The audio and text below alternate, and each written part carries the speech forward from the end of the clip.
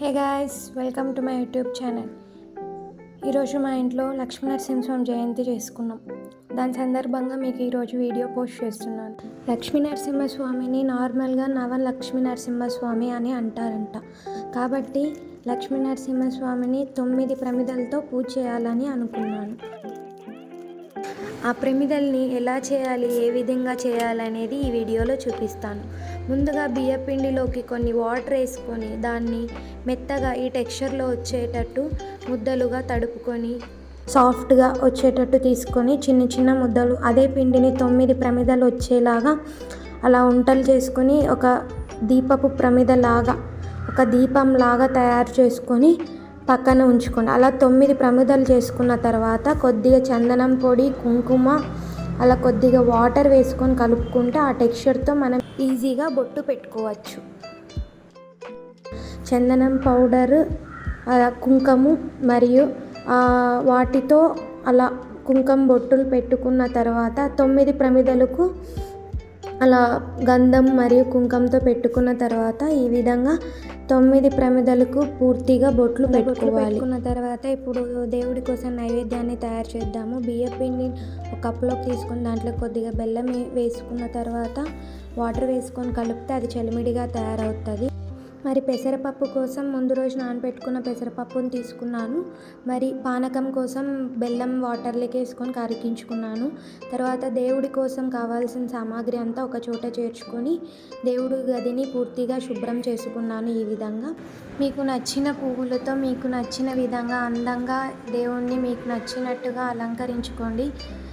పసుపు ముద్దను ఇలా సింహాచలంలో ఉన్న లక్ష్మీనరసింహస్వామిగా ఇలా అలంకరించుకోండి. తరువాత నరసింహస్వామికి ఎడమవైపుగా లక్ష్మీదేవిని పెట్టుకొని మీకు నచ్చిన పువ్వులతో అందంగా అలంకరించుకోండి. నేను తులసి మాలను లక్ష్మీనరసింహస్వామికి సమర్పించాను. మట్టి పువ్వులతో లక్ష్మీనరసింహస్వామిని అలంకరించాను. తరువాత నేను చేసుకున్న 9 దీపపు ప్రమిదలను ఈ విధంగా అలంకరించుకున్నాను. తరువాత నేను చేసిన చిట్టి గాజుల మాల లక్ష్మీదేవికి మరియు ఎర్ర గులాబీలు, సువాసనలు విరిజిల్లే గుండు మల్లెలు, తులసి మాల అలా అలంకరించాను. తర్వాత దేవుడికి పెట్టిన నైవేద్యం వడపప్పు, పానకం, తాంబూలం, లక్ష్మీదేవి పాదాలు, కామాక్షి దీపం మరియు చలిమిడి దేవుడికి సమర్పించాను.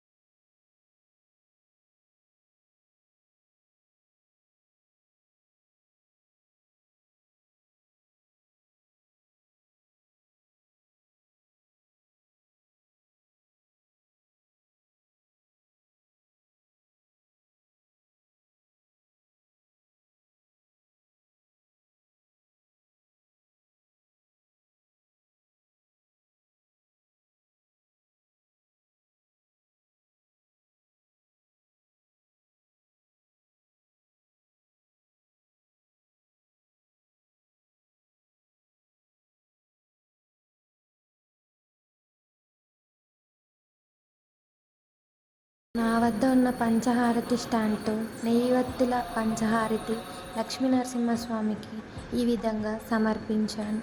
తరువాత లక్ష్మీనరసింహస్వామికి కొబ్బరికాయను సమర్పించాను. ఇలా ఈ విధంగా ఈరోజు మా ఇంట్లో లక్ష్మీనరసింహస్వామిని పూజించి ఈ విధంగా అలంకరించి పూజ చేసుకున్నాము. అలానే మీరు కూడా నరసింహస్వామి జయంతి పూజ ఇంట్లో చేసుకొని ఉంటే మీ ఫొటోస్ మాకు షేర్ చేయండి. Thanks for watching and please like, share and subscribe our channel.